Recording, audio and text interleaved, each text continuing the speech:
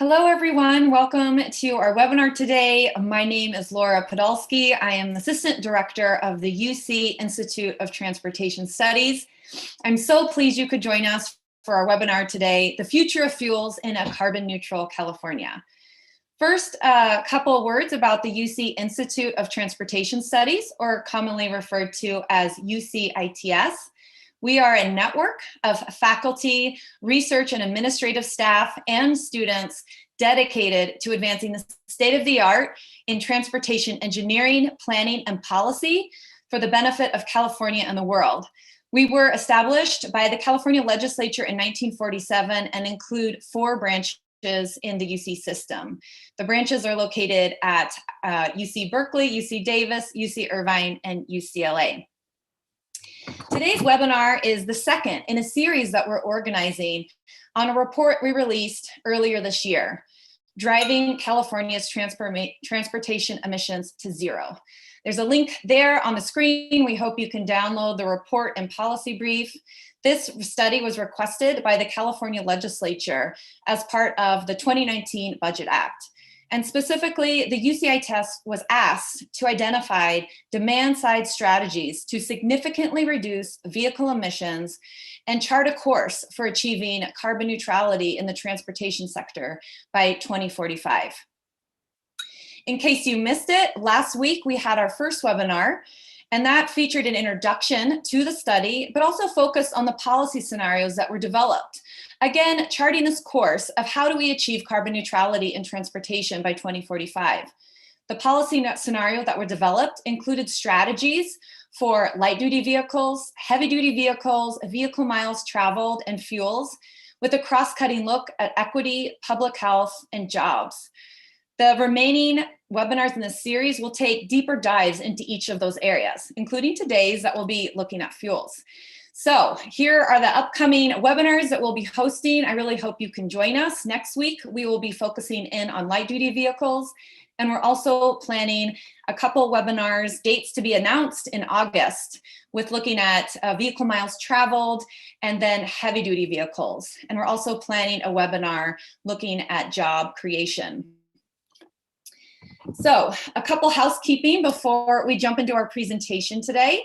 If you run into technical issues, let us know in the chat box. If you have questions for our speaker or guest respondent, please let us know please let them know by clicking on the Q&A icon at the bottom of your screen. A screen will pop up and you can enter your question in there.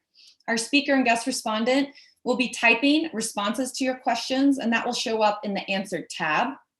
And I also encourage you not to put your question in the chat box. Some participants have done that in the past, and unfortunately, our speaker and guest respondent are not monitoring the chat box for questions, and they might miss your question. And finally, we are recording this webinar today, and it will be posted on the webinar event page, and we'll include a link in the follow-up email. So be on the lookout for that. So without further ado, I'm very pleased to introduce our speaker and guest respondent today. First, we're going to hear from Colin Murphy. He is the Deputy Director of the Policy Institute for Energy, Environment, and the Economy at UC Davis. In this capacity as Deputy Director, he guides research and outreach related to transportation, energy, air quality, and carbon markets. Before joining the Policy Institute, he was a Science Policy Fellow with the California Council on Science and Technology. And he was also an advocate for sustainable transportation and energy policy with Next Gen Policy Center. Following Colin's presentation, we'll hear from our special guest respondent today, Graham Noyes. I'm so pleased he could join us today. He has a legal practice dedicated to fuel and carbon law issues with a focus on California's low carbon fuel standard. He represents many of the companies developing cutting-edge low-carbon fuels. He also is the executive director of the Low Carbon Fuels Coalition, which is a nonprofit dedicated to expanding low-carbon fuel policies at the state and federal level. So without further ado, I'd love to hand it over to Colin to start his presentation. Colin? Great, thank you, Laura, and thank you to everybody at the UCITS team for setting up these webinar series, as well as for your assistance on the report. Thanks to Graham for joining us to be a respondent. We'd also had Nina Mohan from the California Environmental Justice Alliance, who was scheduled to be a respondent as well. Unfortunately, she had a family emergency and had to withdraw at the last moment. So we're unfortunately going to be missing her voice today. So as Laura said, we're going to be discussing the fuels modeling work in the report, driving California's transportation emissions to zero. As she mentioned, this was requested by the California legislature really as a way to start feeding into the scoping plan process and helping California set up its portfolio of transportation policy for the next couple decades. There's a lot in this report. It's 470 something pages long. The previous webinars we've had on the high level findings and the scenario development are very good. I highly recommend going back and having a look at those. We're really going to try to focus on getting deep into the weeds on the fuels and fuels policy today. But obviously we're going to have to go in and recap some of the issues that came from the rest of the report. So we'll be talking about the modeling. We're not going to spend too long on the methods, focusing more on the key results, some of the policy recommendations and long-term challenges we see in the fuels modeling space. So within the modeling, this was a very large, complex study that was actually done in a very short period of time. We had about 8 months to do this. And when you're modeling something as large and complicated as the California transportation system, 8 months goes by in the blink of an eye. I would be happy if anybody wants to reach out to get deep into the weeds on the modeling methodology and the design choices we made there. I'm just going to give a quick overview of some of the key points and really focus on the results here. But within the model, the main model that was used to handle things like the vehicle fleets, the entrance of new vehicles and retirement of old vehicles, total driving activity, was the transport transitions model, which was developed by Marshall Miller and Lou Fulton, who are colleagues of mine at UC Davis ITS. That was sort of the top level. Under that, there were several sector-specific or subject-specific models that fed into it. And one of them was the fuels model that I led with input from some of my colleagues at UC Davis, as well as a number of researchers from UC Irvine and Berkeley. The fuels model is largely based on methods that have been used before during the 2018 amendment and extension process for the LCFS. So it's largely based on things that CARB used in the illustrative compliance scenario calculator, as well as the model that Chris Malins and I used in the California's Clean Fuel Future report. So it doesn't break a lot of methodological new ground here, which is kind of what we wanted. The project as a whole was required to maintain a strong focus on environmental justice, equity, workforce impacts, air quality impacts, and understand the way that transportation energy intersect with basically every facet of our life and not ignore those. And we looked at a number of scenarios. The two primary ones we spent most of our time on are the business as usual scenario, which assumed that existing policies continue. And it has some declines in total emissions and fuel use, but it doesn't achieve anything close to California's targets in the sustainable transportation space. And then the main scenario we looked at is what we call the carbon neutrality scenario, which you'll see abbreviated in the report as LC1. And in this, we figure out sort of a portfolio of policies that provide a pathway to meet both the 40% SB32 requirement for 40% greenhouse gas reductions by 2030, as well as the 2045 carbon neutrality target. And we defined carbon neutrality for the purpose of this study as getting total emissions below 5 million metric tons of greenhouse gas equivalent, because we determined that 5 million tons was an amount that could be dealt with by carbon capture and sequestration in a sort of net negative or emissions reducing fashion. So basically what this means is our portfolio was about 97 to 98% emissions reduction, and the last couple percent were CCS. We looked at a number of additional scenarios where we push one or more of the various technologies or pathways to their farthest possible limit. We're only going to be discussing the maximum ZEV scenario in this report. For the most part, the finding was there's a lot of different pathways to achieve our goal. And at least for the next 10 years, they don't look terribly different from each other. And once you start getting beyond 10 years, the uncertainty on the modeling starts to increase. But the LC1 scenario is really where we had the most of our effort. And I think the ZEV scenario kind of illustrates a lot of the trade-offs and decisions we have to make.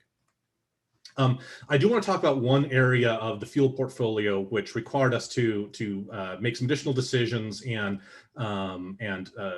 be a little more intervene in some different ways in how we did the model, and those are fuels based on lipids. So by this I mean things like biodiesel, renewable diesel, and sustainable aviation fuel.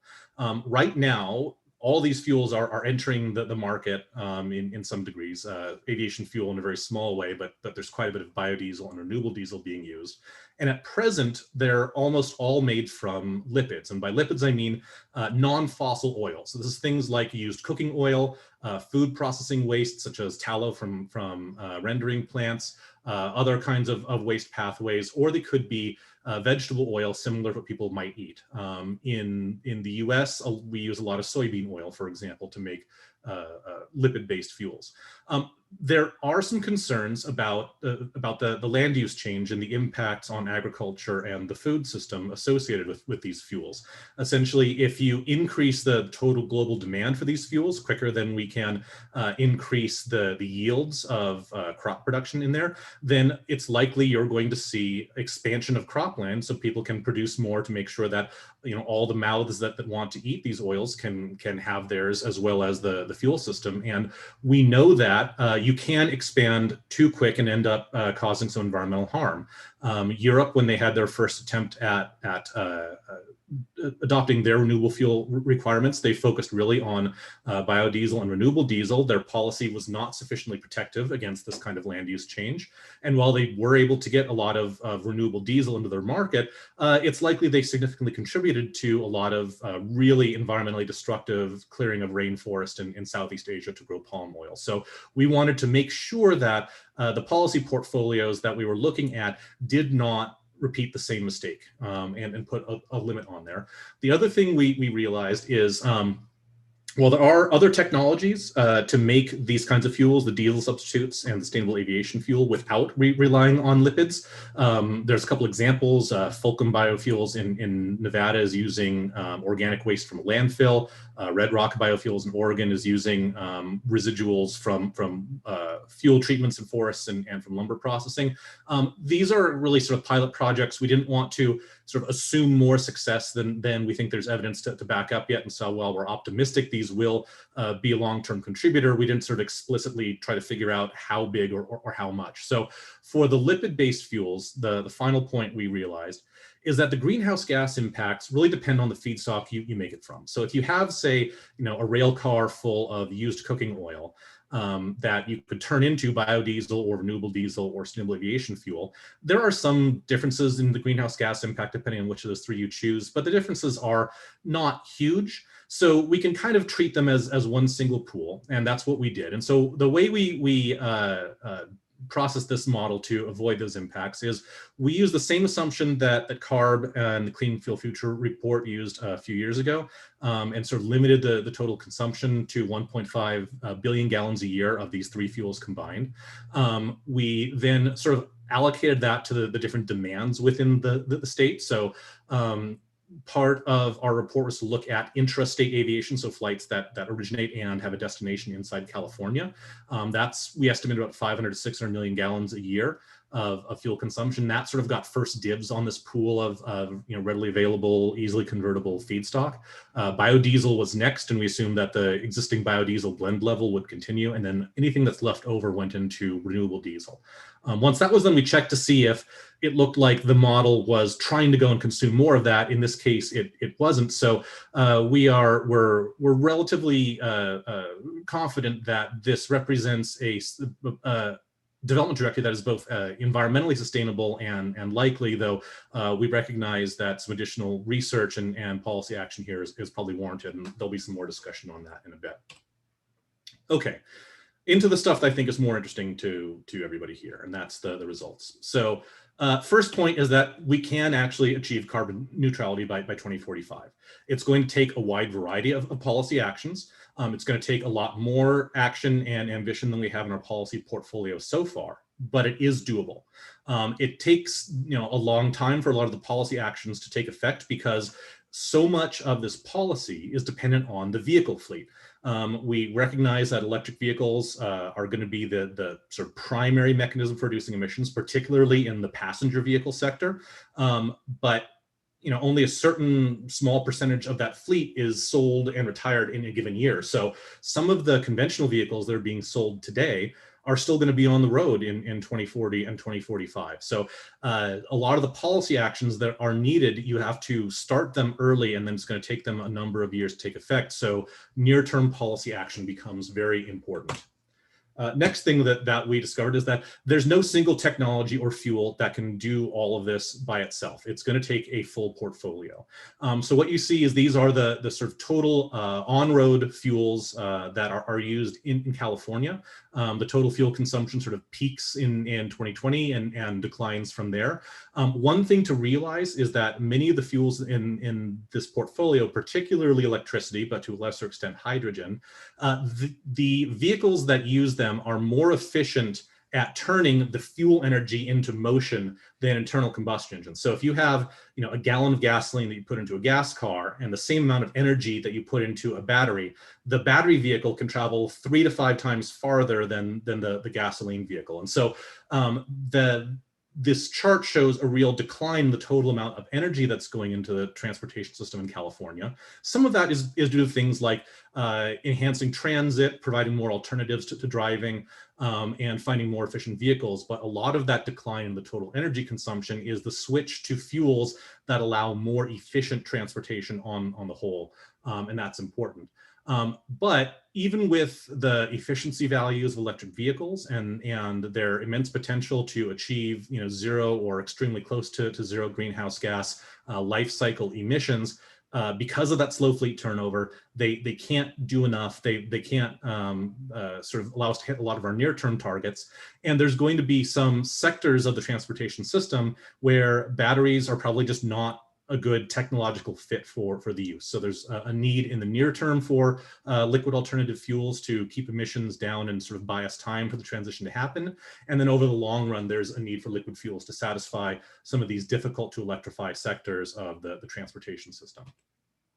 One of the next high-level findings is that while there are going to be some additional costs in the short term to acquire the vehicles needed to use these fuels, over the long term, it's going to pay itself back. Electric vehicles and hydrogen vehicles, the drivetrains have fewer moving parts, so the maintenance costs are lower. And because of that superior efficiency at turning fuel energy into movement, their fuel costs are lower. So what this chart shows is the difference between the BAU scenario and the LC1 scenario. So the difference between business as usual and a scenario in which we achieve our target looks at the total the differences in total costs for the entire transportation system. So all of the purchasing vehicles, purchasing fuels, conducting maintenance over the next 25 years. And what we see is because the zero emission vehicles are somewhat more expensive than internal combustion engines, and will continue to be until 2030 and possibly beyond for some vehicle classes,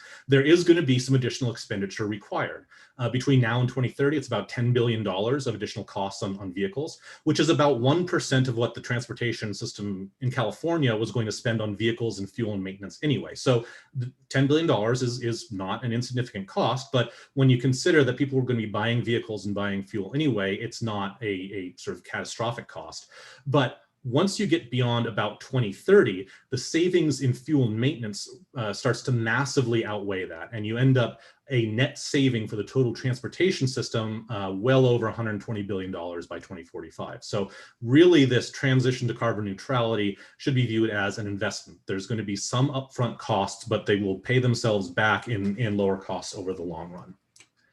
Sort of final kind of top level result is that there's going to be significant air quality improvements across the state. So this is a sort of cumulative evaluation of health impacts, actually not cumulative, it's just in 2045 in the LC1 scenario. And what you see is in all of these major air basins, you have a net improvement in air quality, and that reduction in the expected health costs and expected mortality from air pollution from transportation.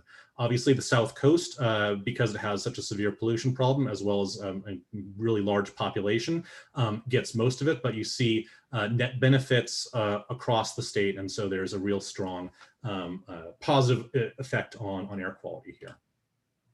When you start digging into the specific sectors in depth, you can get a little better sense of how this transition is actually going to happen. So first, we're going to look at gasoline and the substitutes for gasoline. That top chart is the business as usual scenario.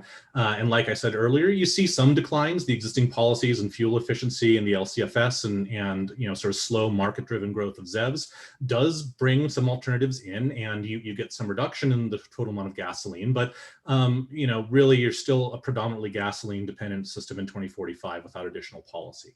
With that additional policy, you get something like the LC1 scenario, which is below. And there you see there's a number of alternatives that all sort of like play a significant role in decarbonizing the transportation system. We have ethanol currently is blended into retail gasoline about 10%. We started assuming after 2030 that blend level would go up, that possibly the blend wall would be relaxed. So you start getting more ethanol on a per gallon basis, but because the total gasoline fuel pool has declined by that time, it doesn't actually increase the net amount of ethanol California consumes. You're just putting slightly more ethanol as a percentage into the shrinking total pool of fuels and using it to displace gasoline. And even corn ethanol, it's not a fuel that it gets anywhere close to zero carbon, but it does get 20, 30, 40% lower greenhouse gas emissions over its full life cycle than gasoline. And insofar as we're going to be burning, multiple billion gallons of gasoline for the next 20 or 30 years, it'd be better to burn something that's 20 or 30% cleaner. Plus, there are a lot of opportunities for corn ethanol to get even cleaner than that. And we've seen some plants in California already start to do this, as well as plants elsewhere, and there's a lot of interest in deploying carbon capture and sequestration. So that ethanol continues to have value even as the portfolio shrinks. Electricity in the light duty space obviously becomes the predominant fuel that is going to help us meet these targets, but there is a need for some sort of drop-in renewable gasoline, some sort of liquid gasoline substitute, and we'll discuss that in a few slides in more depth. On the diesel side, it's a slightly more interesting and complex portfolio, in part because there are more alternatives for petroleum diesel right now in the system, but some of them, particularly things like crop-based biodiesel and renewable diesel, are probably going to struggle to get low enough carbon intensity to be really valuable as a compliance mechanism as you get into the late 2030s and 2040s. So what we see in the diesel space is in the near term, things like biodiesel, renewable diesel, and renewable natural gas play a really significant role. But as time goes by, more and more of the fleet that burns diesel will switch to either electricity or hydrogen, or perhaps some very low carbon liquid fuels. And the portfolio starts to shift, and things like the crop-based biofuels and RNG tend to reduce in importance and reduce in the fraction of the fuel pool they make up over time.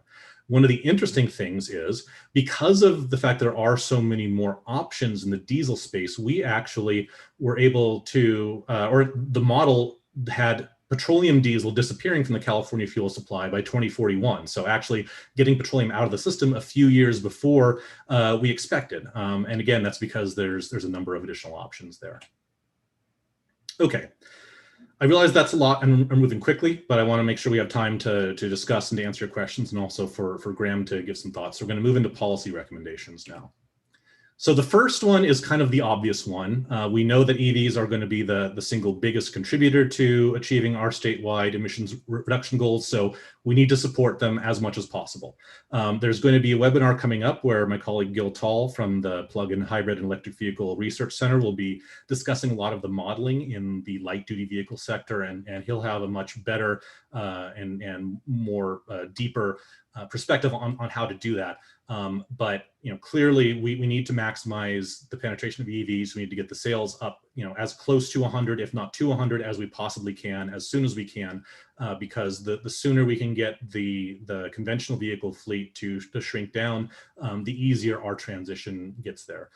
There are other technologies that can be assembled into a portfolio that achieves a carbon neutral transportation sector by 2045, but all of them tend to require something else. They require stronger environmental protections in other areas, or more CCS or new infrastructure. So really EVs for the largest chunk of the transportation system have the clearest trajectory to an efficient zero carbon transportation system.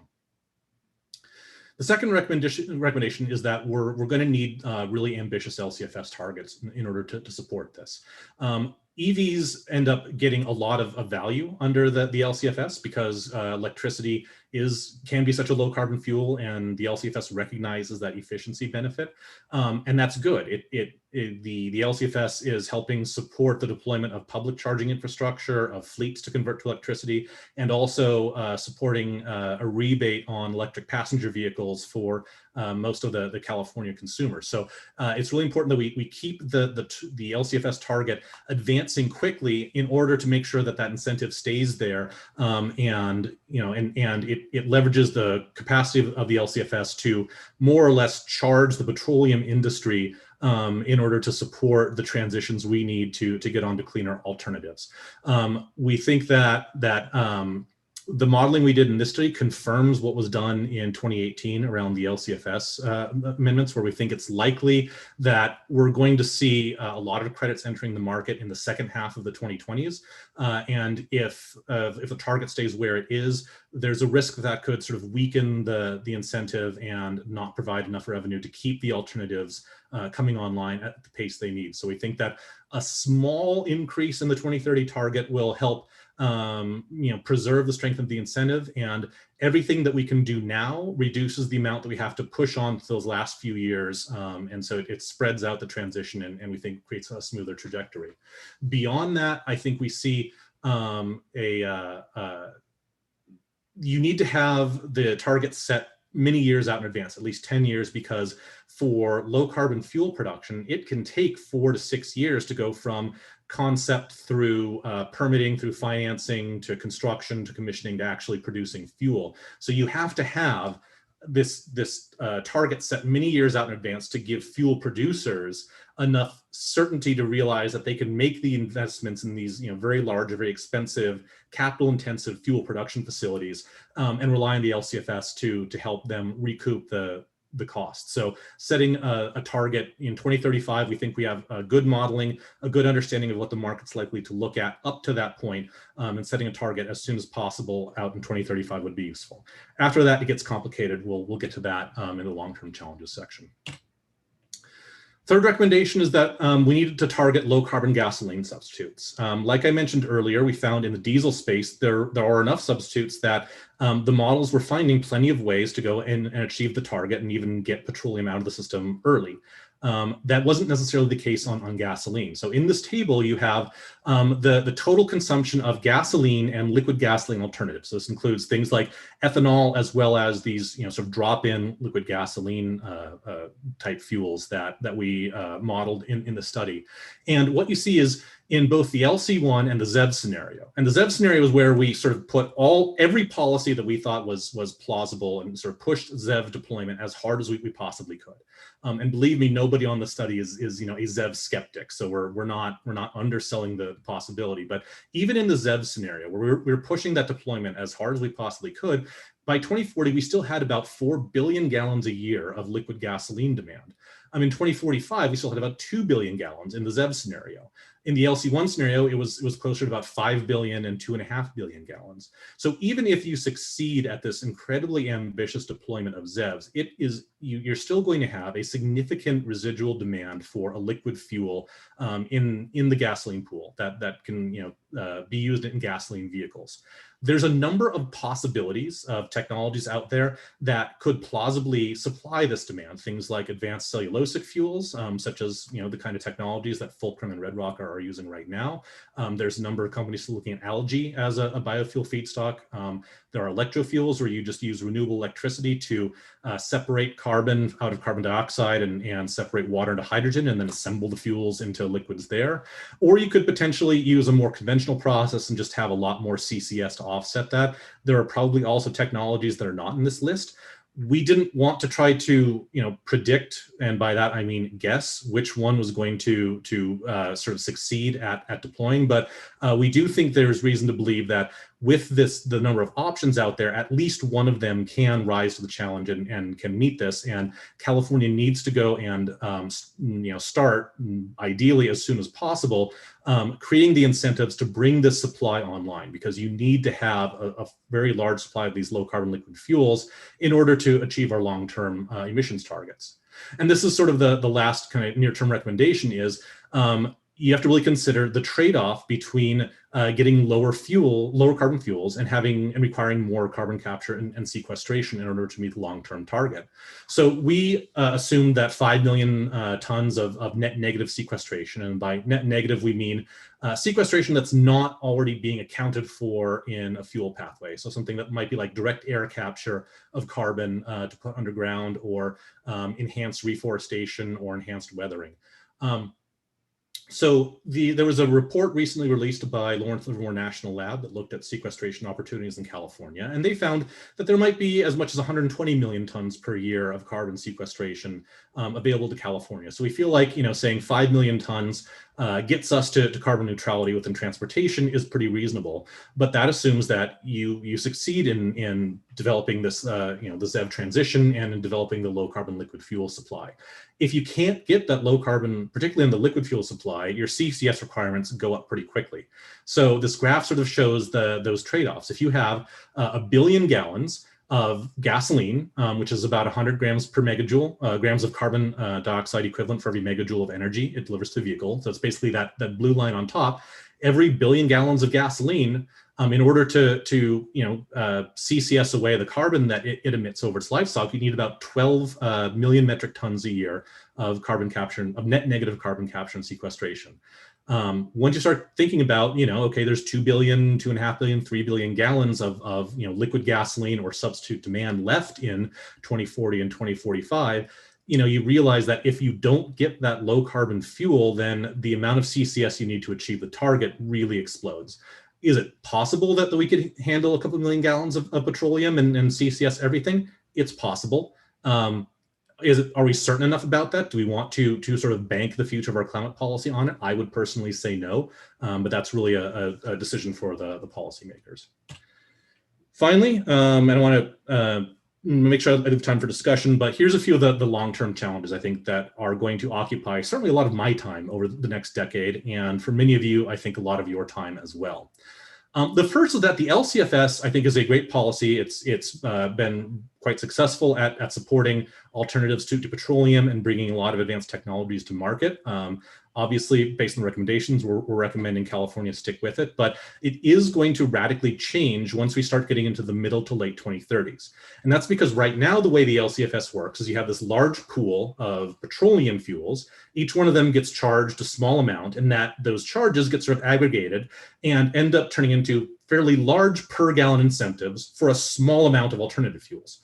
And that works. That's worked reasonably well so far. The problem is, if we succeed, at some point, we're not going to have a large pool of petroleum anymore.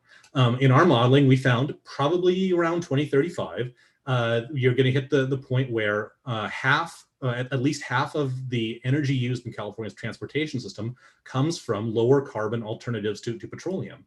At that point, you can't have a small charge on petroleum getting aggregated to support a large subsidy on alternative fuels. So the sort of there's going to need to be some very fundamental rethink and redesign of the LCFS. The basic model is still useful, but you're probably going to have to figure out which fuels need the help at that point to get across the finish line, to come to market at the volumes we need, and really focus the LCFS on those fuels and cut out the things that are more economically competitive or don't have a clear pathway to get to zero emissions. So that might mean having to start withdrawing some of the LCFS support for electric vehicles in 2035. Again, this is we definitely want to keep them in for the foreseeable future, but at some point, the amount of credits they generate as the grid gets cleaner could make it difficult for the rest of the program to function as needed. Second is that we talk about the transition to carbon neutrality being sort of like a revolution or transformation in transportation. When you really think about the fuels and the pace at which California needs to move to achieve its targets, you're not just looking at one, you're looking at two or more. in order to hit a lot of the near-term emission reduction targets, you're going to need to bring in something to help buy time for the ZEV transformation to happen. So you may have, fuels that have really not existed or not been used at commercial scale, entering the market at commercial scale, becoming a key part of our portfolio, and then being phased out of the market when the targets move beyond them in the span of 10 or 15 years. And an industrial or policy sense, that's very quickly. So, for example, one of the early examples is going to be renewable natural gas. It's an important part of the current portfolio. It's also an important part of California's methane abatement strategy. But eventually the avoided methane credits that are giving it its very low CI, those are no longer going to be available to it.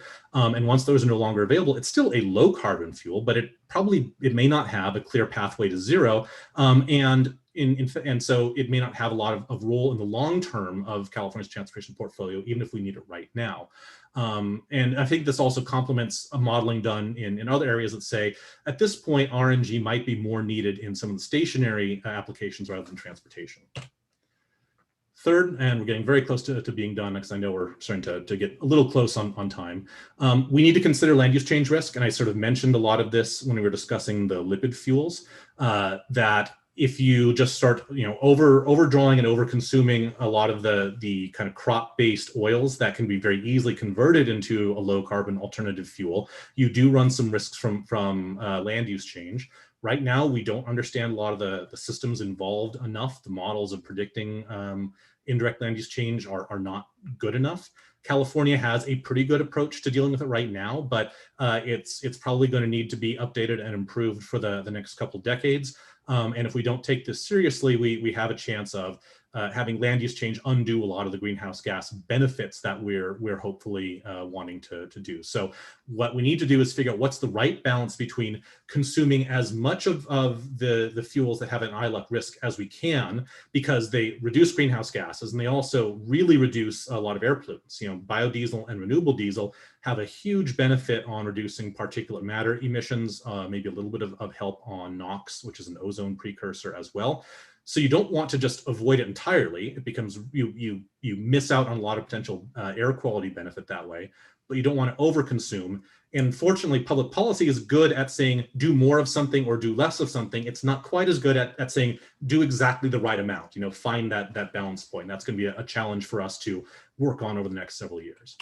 And then finally, we need to understand the impacts on equity better. Now, based on the work we've done here, and particularly the work that people like Jean-Daniel Saforis from UC Irvine did in the 2045 report, we're quite confident that this is going to be a net improvement from an equity and environmental justice standpoint, and it's going to improve air quality in disadvantaged communities. What we don't have the ability to do is to really accurately quantify that and understand how much and how it's distributed and exactly where. But what we do know is pretty much any alternative to a petroleum fuel also improves air quality.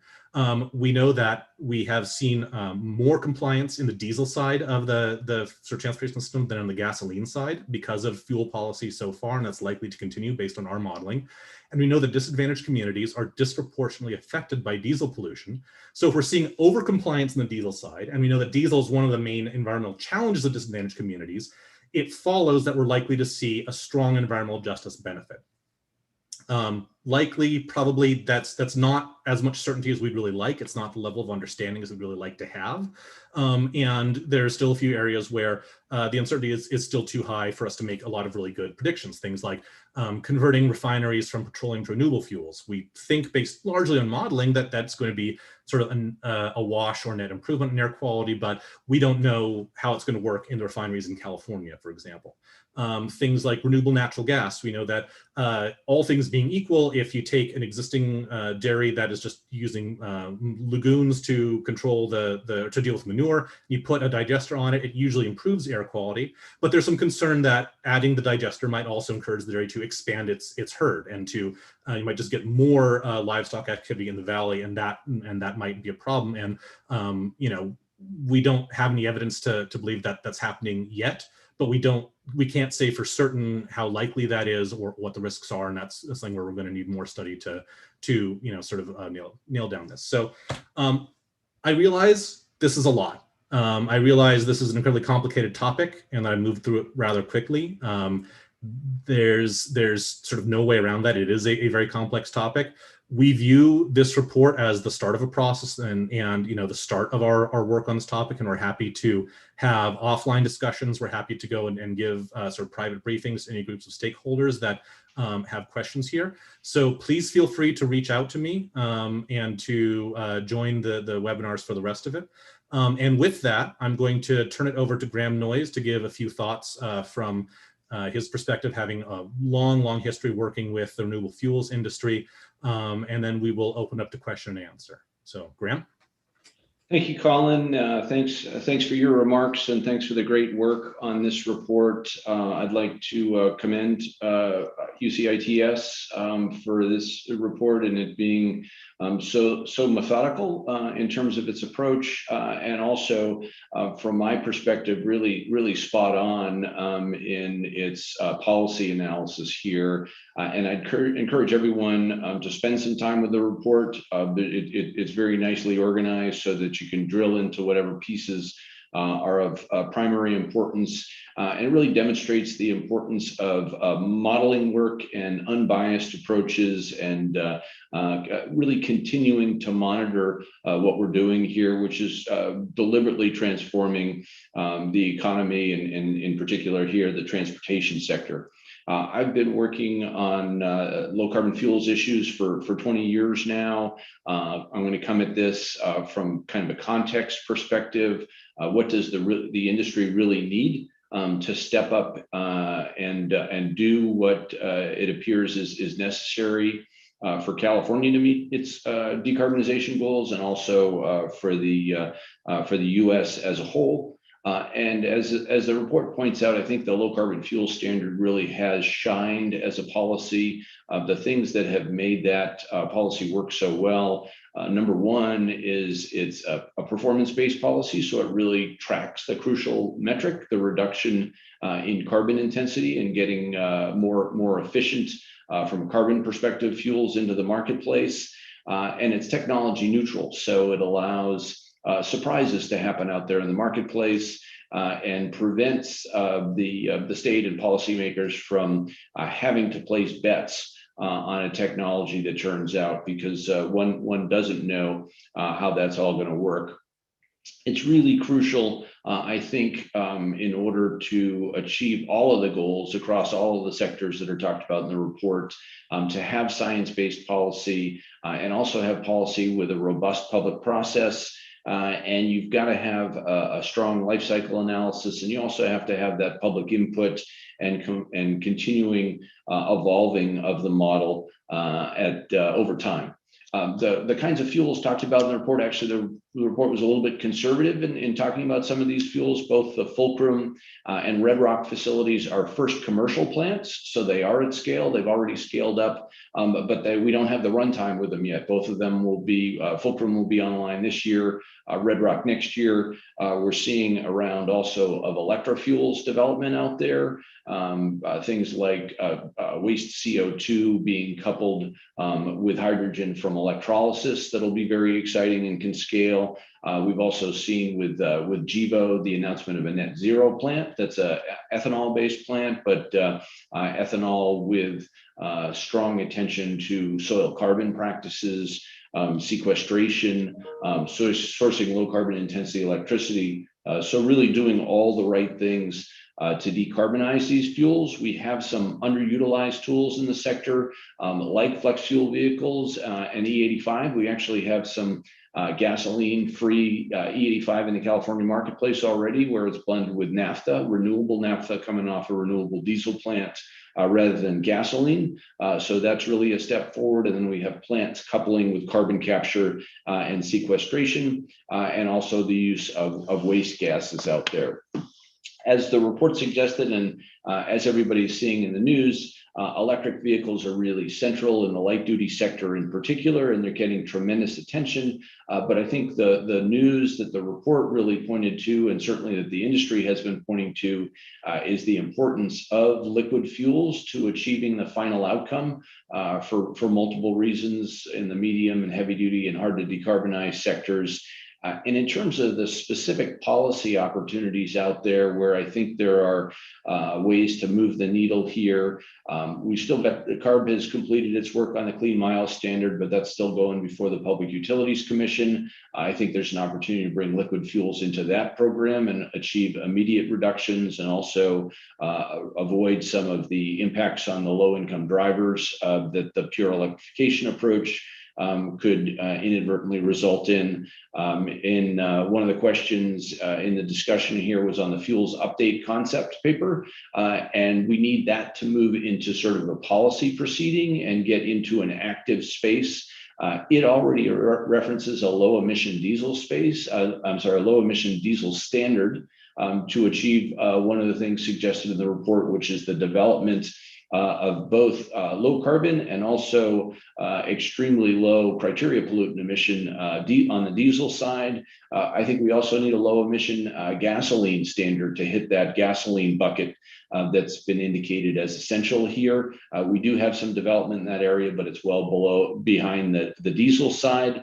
And we also need to think about funding for multimedia testing to bring these fuels to market to address concerns and make sure, again, no unintended consequences. So want to leave time available for the discussion. Glad to be here, and look forward to additional discussion and follow up on this. Great, thanks, Graham. So I'm going to go and start answering some of the questions that are in the Q&A box. Once again, absolutely encourage all of you to put questions in the Q&A box, and we can discuss them here. We've answered a few, the ones that simple answers by typing, and we'll go through some of the others live. So first question I want to get to is from Bill Erdmans. His question was, if the assumption of a 1.5 billion gallons a year of lipid-based biofuels is increased, would it be fair to say the 2041 estimate for fossil-based diesel disappearance could be earlier? The answer is yes. You know, if you've got more of these fuels coming into California, particularly in the diesel space, then yes, you could drive petroleum out quicker. Just the issue is that, particularly for the lipid-based biofuels, when you start increasing, you're going beyond that 1.5 billion gallon level, that's where we really don't have good modeling to feel safe that we're not doing it by just consuming kind of all of the global production of, or a disproportionate amount of the global production of these fuels. Because California started its LCFS, earlier than any other jurisdiction except British Columbia, they started theirs at the same time. Our targets are higher, and our credit price is higher than pretty much anyone else. So there's likely going to be, an incentive pushing low carbon fuels preferentially towards California. And if we view California just taking the cream of the crop of all the best liquid alternative fuels in the world, yes, we could meet our own targets, but it would radically limit the ability of other jurisdictions to meet their targets, and also put us into areas where we're starting to worry about ILUC risks. So yes, you could potentially get diesel out sooner, but without much better modeling of the global market for those feedstocks, there's a lot of risk there, and it's hard for us to say that we'd recommend the state choose to engage in that. In a similar report, or in a similar question, Jessica Wyatt asked, did the modeling consider whether the implications of the new LCFS consider other policies adopted nationally or continentally? And we know that the majority of biofuels produced in the Midwest are heading to California, but some Midwest states are interested in an LCFS legislation, and they presumably keep some of their own biofuels instead of sending them to California. And what types of implications for regional consumption have been considered? So part of the reason why we had that 1.5 billion gallon limit on lipids was to avoid doing that, because while California, you certainly could design a set of market incentives that would bring more than 1.5 billion gallons in total to California. I think a lot of it would come from just us out competing other jurisdictions and preventing other jurisdictions from meeting their own goals. So within the lipid space, that was sort of the measure that we used to try to avoid that. There was a report that was released in 2015 or 16. ICCT was the lead author, where they looked at the combined effect of low carbon fuel standards in California, Oregon, British Columbia, and Washington State, just to see if you had, 4 in this relatively, kind of same geographic space, were they going to overdraw the likely availability of fuels? And the answer was probably not.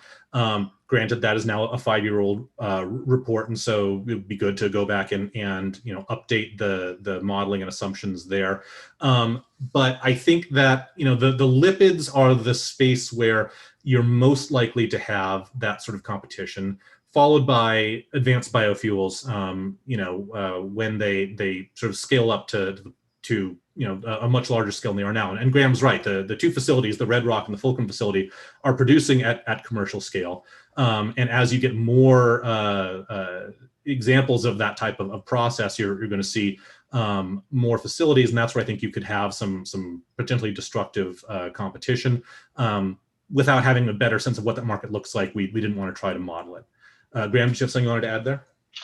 Yes, thanks, Colin. I think that's absolutely right for modeling purposes, and I think the report does a great job of recognizing that we can only predict. The farther we predict in the future, the more likely we are to be wrong and more wrong. So the sort of 5-year cycle makes a great deal of sense. The fact that the low carbon fuel standard is structured with a great deal, with regular amendment cycle and also individual analysis of the tier 2 pathways to determine their life cycle analysis, and CARB continually looking at the science and whether indeed there is land use change out there.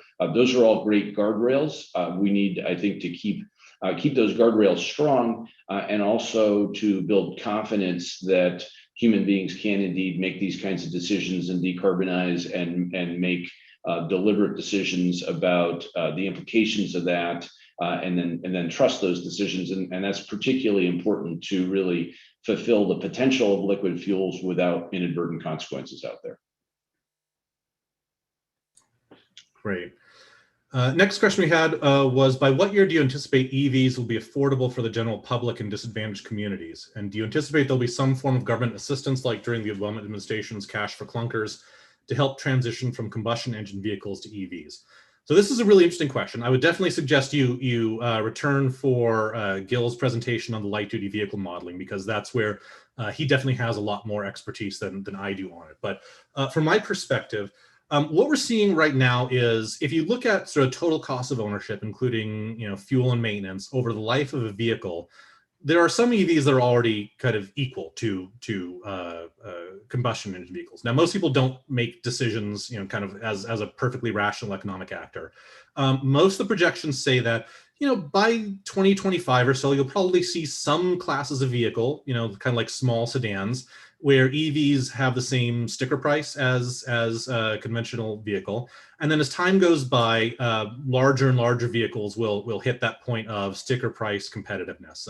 Really, the driving force is the cost of batteries. And so the larger vehicle you have, the larger battery you have. Everything outside of the battery is cheaper in an EV than it is an internal combustion engine vehicle, but the battery is a lot more expensive. So, by the mid 2030s, you're going to have, generally speaking, sticker price competitiveness in most classes of vehicles between EVs and combustion. The one sort of challenge there, and this is work that Gil has also done, is when you look at California, people in the lower half of the income bracket basically don't buy new vehicles. Almost all of the new vehicles are bought by people in the upper half of the income bracket.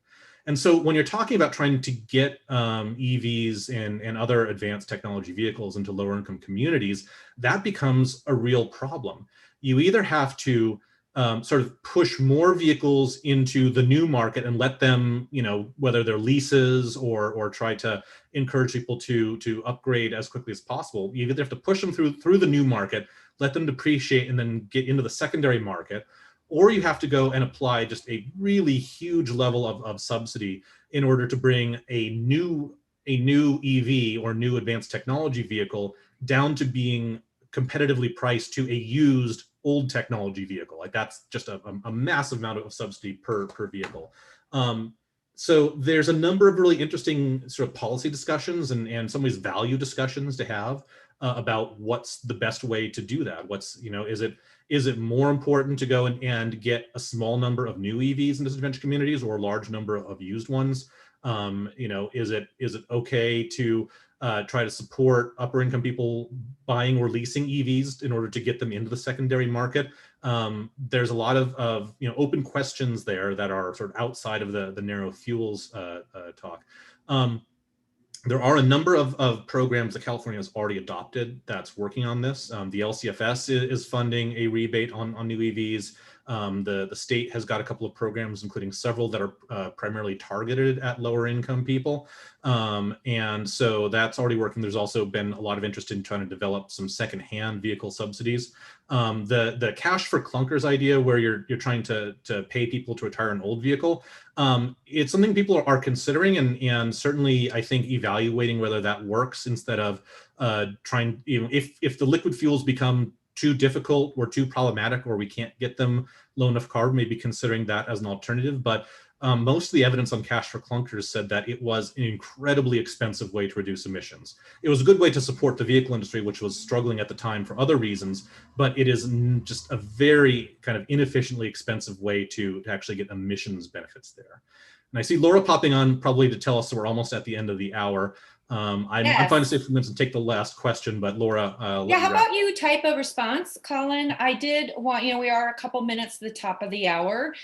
Bernie Edwards, who is in the background, is popping some links in there to our future webinar where you can sign up and join us for next week, as well as the other webinars that we're scheduling. And I would like to provide both of you, Graham and Colin, just one last closing comment on, we have a lot of things that both of you discussed, but what is your one message that we should be focusing on? What's a near-term action? This is your pitch for the near-term action you think California should be focusing on. And so just briefly as we wrap up.